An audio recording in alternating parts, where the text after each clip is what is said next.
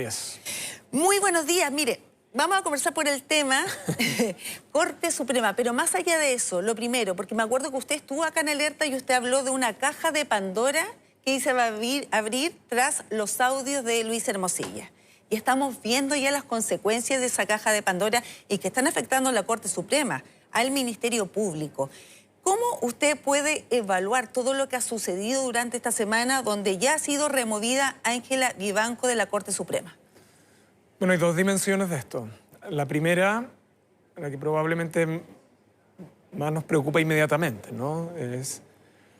Probablemente esta es la crisis del sistema de justicia, no del Poder Judicial, del sistema de justicia más relevante que hemos tenido del retorno a la democracia.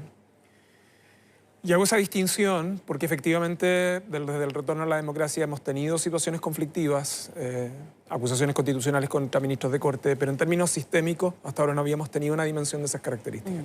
Porque compromete a jueces, compromete a fiscales, compromete a abogados y por lo tanto detrás de eso hay una legítima preocupación por parte de las personas de cómo funciona la ley, cómo se aplica la ley, si somos iguales ante la ley, ¿no? Si se cumple ese derecho de la igualdad ante la ley, ministro. Y entonces esa preocupación que tiene esta dimensión porque demuele las confianzas.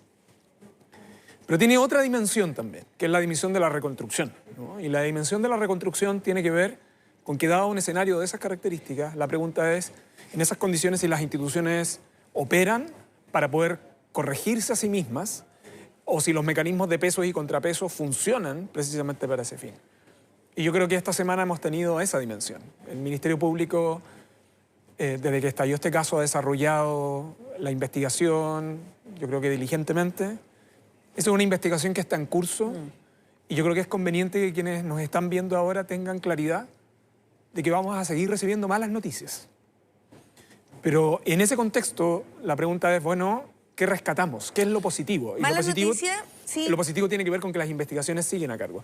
Y lo segundo en relación a la decisión del Pleno, es que el Pleno toma una decisión en un contexto de haber actuado de oficio, haber encomendado a la Comisión de Ética la indagación, haber levantado antecedentes, haber permitido una audiencia pública donde se batió esto y donde comunicó su veredicto, en lo que también implica una comunicación de lo que la Corte Suprema entiende para sí, pero también para el resto de la judicatura, lo que debe ser el funcionamiento o el buen comportamiento de los jueces. ¿Y cómo evalúa usted esa señal o esa decisión que toma de forma unánime la Corte Suprema de expulsar a Ángela Vivanco en tiempo récord, se habla? En verdad el tiempo récord es la remoción anterior, que es la remoción del ministro Luis Correa Bulo. Fue un caso que ocurrió el año 2001, en que de hecho operó de un modo mucho más rápido, express probablemente en ese caso.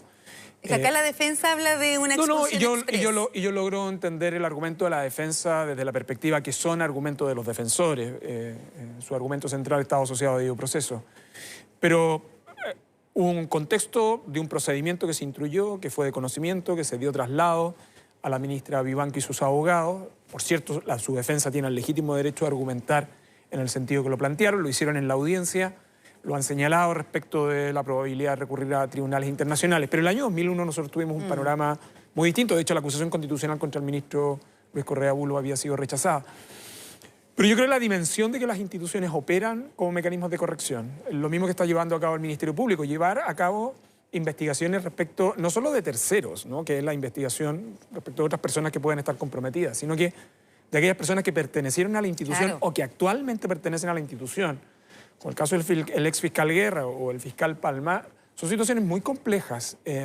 La pregunta es, ¿las instituciones las abordan? Si la respuesta es sí, la pregunta a continuación tiene que ser, bueno, ¿qué hace el resto del sistema institucional por apoyarla a esa? Y yo creo que lo único que tiene que hacer uno es respetar que esas investigaciones se realicen con la celeridad que corresponde, porque es la manera de comenzar a recuperar confianzas públicas por este deterioro del cual yo le hablaba al inicio. Usted dice que la mayor crisis del sistema judicial, claro, del sistema de justicia. Ahora, volviendo al tema de la Corte Suprema, y a propósito del debate que se ha generado en el Congreso, donde se está discutiendo una acusación constitucional en contra de Ángela Vivanco y en contra también de Sergio Muñoz. Sí.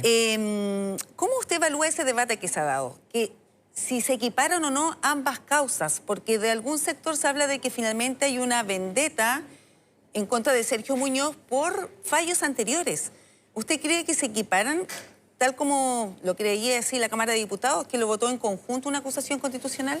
Es que hay una dimensión como política, uno podría decir, o de debate público, ¿Sí? y otra en una dimensión técnica. Fue una acusación que se presentó en conjunto, entonces el debate en la Cámara de Diputados sí correspondía que dos acusaciones formuladas contra personas distintas respecto de hechos distintos se debatieran y se votaran conjuntamente. Es cierto que en el pasado se han presentado acusaciones constitucionales contra jueces, contra los mismos jueces y se han votado conjuntamente, pero con la diferencia que en esos casos el hecho que los involucraba era el mismo, una decisión jurisdiccional, por ejemplo. Entonces, ese era un debate que a mí me parece que es legítimo. En el Senado se votan por separado. Esto es esencialmente por una ¿Pero regla. usted cree que la gravedad de los hechos A mí, yo tengo en esto ser muy cuidadoso. Hay dos tipos de dimensión que son hechos distintos y que están vinculados a conductas distintas. Algunas de las que están asociadas a la acusación constitucional, quizás buena parte de ellas, de la ministra Vivanco, fueron debatidas o están asociadas también al cuaderno de remoción. Ojo, que esto también es importante para quienes nos ven, que los estándares son distintos. En el caso de la remoción de la Corte Suprema, el estándar es mal comportamiento. Sí. En el caso de la acusación constitucional es notable abandono de deberes. En el caso del ministro Muñoz es una situación también distinta. Hasta ahora, de hecho, es un caso que se había presentado ante la Corte. Él había informado, se había desechado. Él cuestiona los hechos sobre los cuales descansa esa denuncia. Pero lo que a mí me parecería muy lamentable, honestamente, es que se utilizara una acusación constitucional, esta o cualquiera, esta es mi opinión desde hace mucho tiempo. Esta ha sido mi opinión consistente en los otros casos de acusación constitucional.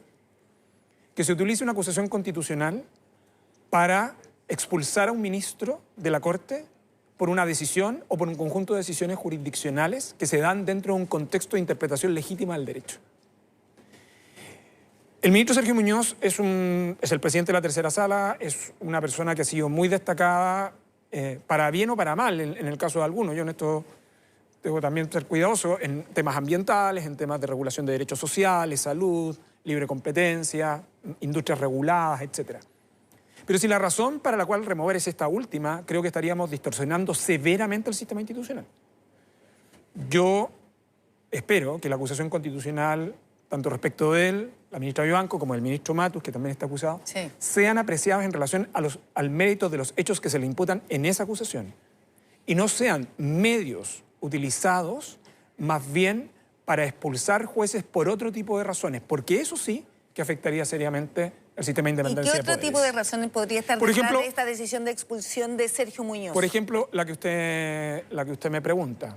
Si usted me dice, mire, hay algunas personas que estarían argumentando en torno a esta acusación constitucional, en torno a los tipos de decisiones que él ha tomado, primero no forman parte de la acusación constitucional.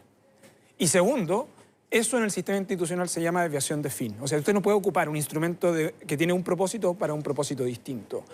¿Se habla derechamente de una operación política de parte de un sector en torno a esta acusación en particular? Yo, en general, yo le diría, la acusación constitucional se da en un determinado contexto y una de las particularidades que ha tenido el Senado en las acusaciones constitucionales que ha tenido que conocer es que el Senado se toma en serio su rol de jurado en términos de que ocupa una posición para decidir un asunto apreciando la prueba en conciencia. Yo logro entender estos argumentos. A ratos pueden generar una controversia ficticia, pero yo creo que hay que seguir confiando en que el sistema institucional opera razonablemente, no solo respecto a los asuntos que conoce, sino que también del equilibrio del sistema de separación de poderes. Ahora, ¿se puede seguir confiando, ministro, teniendo en cuenta todo lo que hemos conocido en torno a fallos, a filtración de estos fallos, ¿no? A conversaciones con un ministro del Interior, con otro abogado, orquestando nombramientos también, y donde no solamente está Ángela Vivanco, tenemos estos dos otros ministros también cuestionados por otros casos, un fiscal indagado por los otros fiscales. ¿Cómo se recupera o cómo se logra retomar una confianza de un sistema que está absolutamente en crisis? Bueno, Es que lo primero es que hay que reconocer que tenemos una crisis del sistema de justicia. Negarlo me parece que sería absurdo. Pero también creo que es relevante tener en consideración dos cosas.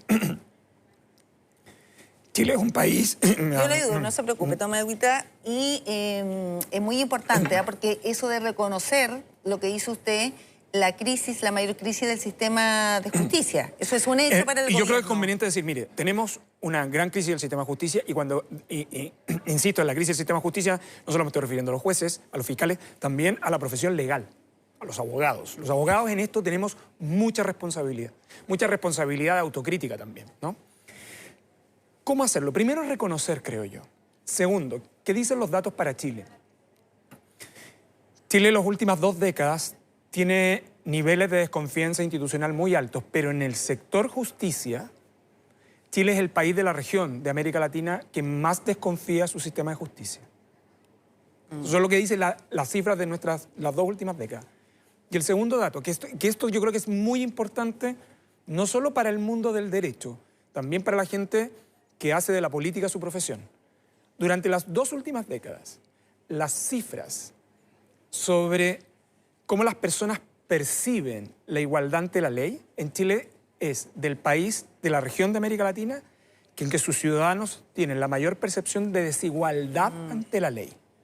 Entonces usted me comprenderá que con esas, cuando usted mira además las encuestas sobre confianza institucional, no solo las que aparecen regularmente en la prensa, por ejemplo, la encuesta Bicentenario de la Universidad Católica o la encuesta CEP, cuando usted mira dónde están las confianzas de las instituciones del sistema de justicia, entendiendo tribunales, entendiendo Ministerio Público, pero también entendiendo los autores de la ley, que es el Congreso, están en la parte de abajo. Entonces, esta crisis del sistema de justicia es institucional, ¿sí?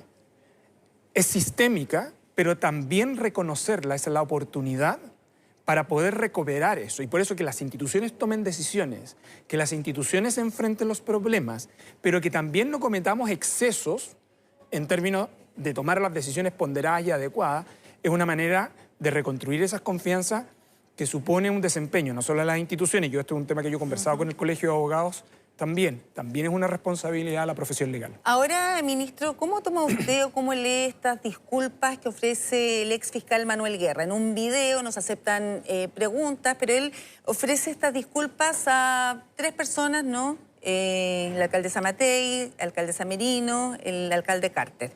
No habla así del tema de fondo, por lo que está cuestionado, ¿no? ¿Cómo lee usted esas disculpas? O sea, a mí me parece que las disculpas corresponde que sean evaluadas al respecto de las personas ofendidas.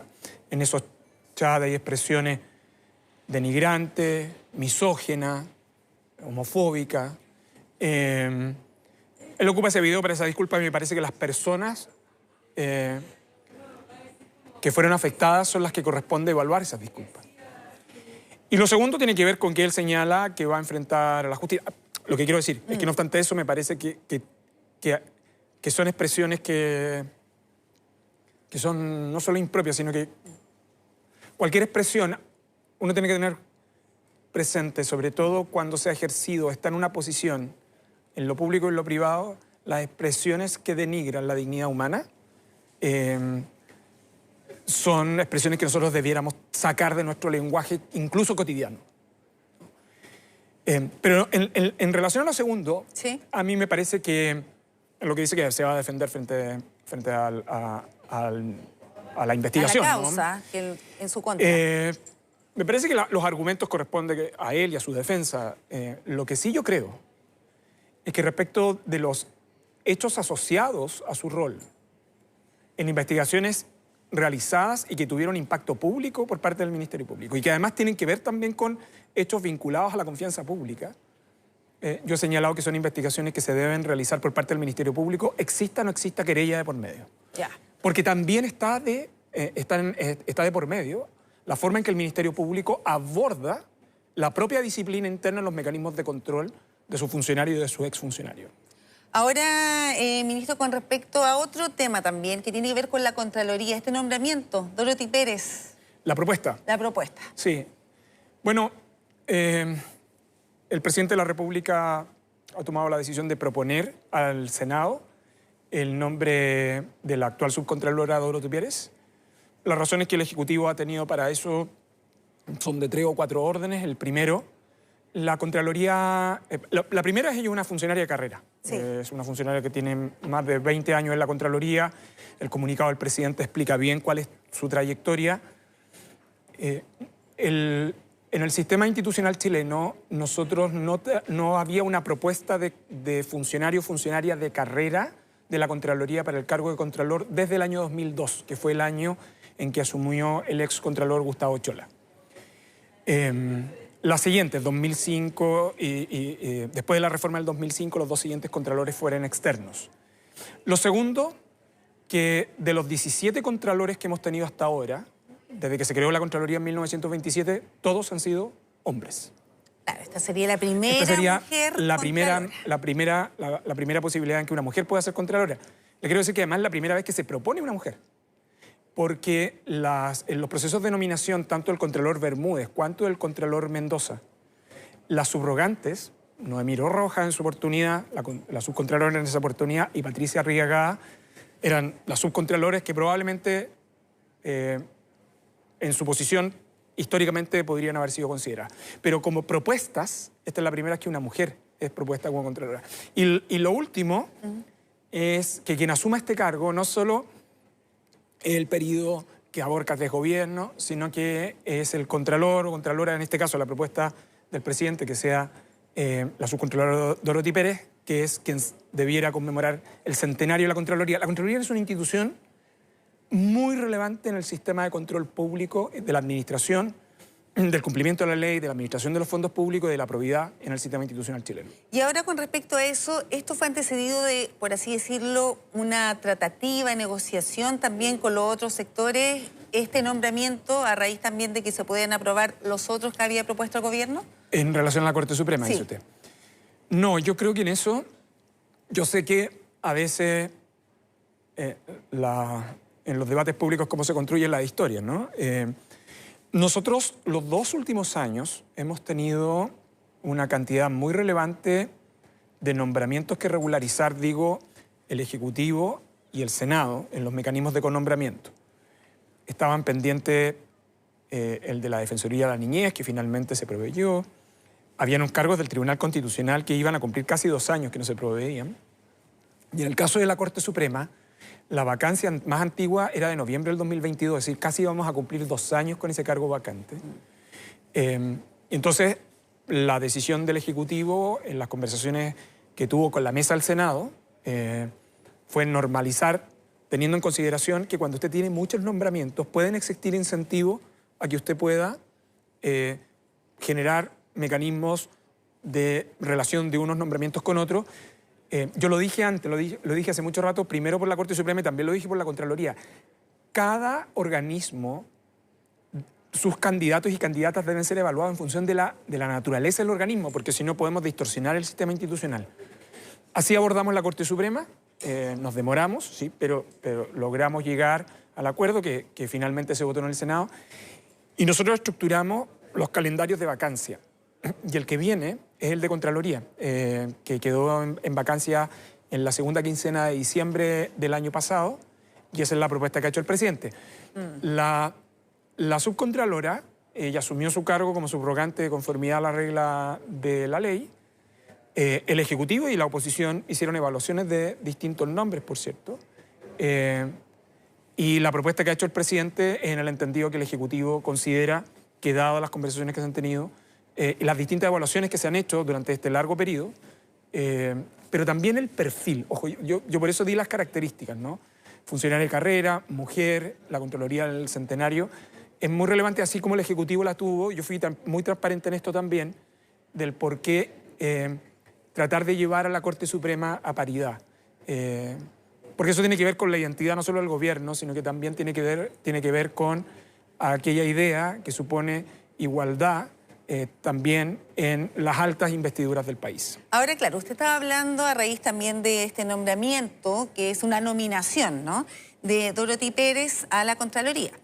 Y estos nombramientos ahora están en jaque a raíz también del caso Audio, no el de la Contralora, sino en general, ¿no? Los de la Corte Suprema y lo que pasó con el fiscal nacional, con este nombramiento donde se propusieron 3 nombres, toda una negociación también, y donde el actual fiscal Ángel Valencia aparece salpicado también por el caso Audio. ¿Se equivocó el fiscal nacional en no reconocer inmediatamente que tuvo una reunión con Andrés Chadwick y con el exfiscal Manuel Guerra?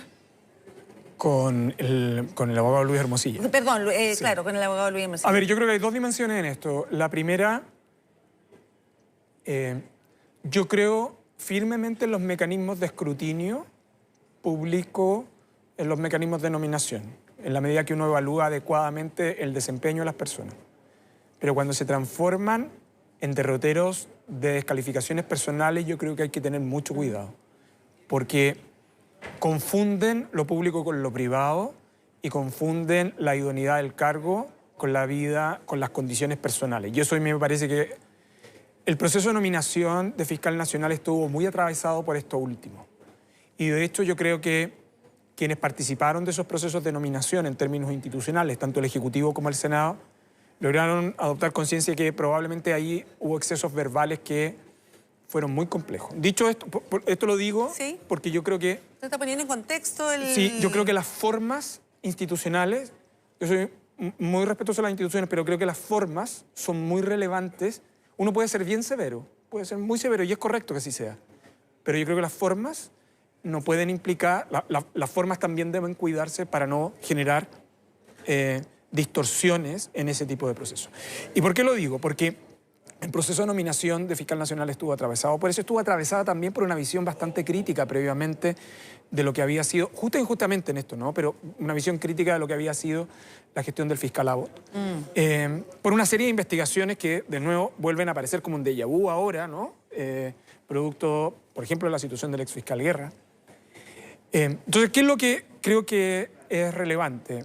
El fiscal nacional, Ángel Valencia, él reveló en su oportunidad que había tenido comunicaciones telemáticas, o sea, por chat, que era lo que él había con Luis Hermosilla y con Andrés Chadwick, cuando él estaba en su vida profesional. Claro, y en la pero entrevista ese de momento... ahora, sí, y en la entrevista de ahora él ha reconocido que tuvo una conversación con ellos tan pronto asumió, según los dichos del fiscal, para dirimir asperezas personales. Pero yo le quiero decir una cosa. Yo creo que el fiscal, cada persona puede tener su opinión personal de lo que eso implica. Lo que yo sí quiero decir desde el punto de vista institucional es que yo creo que el fiscal ha entregado la información pública con transparencia, la ha entregado él, ¿no? Lo hizo con los chats y lo hizo respecto a esta conversación. Y en segundo lugar, yo que he visto su desempeño, y más allá de las posiciones institucionales distintas a las que nosotros tenemos, yo creo que él ha cumplido, yo lo he dicho antes y lo vuelvo a insistir, yo he cumplido con fidelidad el cargo de fiscal nacional con las obligaciones que la Constitución y la ley le encomiendan. Lo que pasa es que tiene un desafío por delante que es muy significativo. Claro. Yo le preguntaba si se equivocó en no reconocerle de inmediato, porque lo hace a destiempo. A ver, a mí no me... Las evaluaciones y sobre todo lo que tiene que ver con qué implica esto desde el punto de vista de las inhabilidades, él mismo ha dicho que...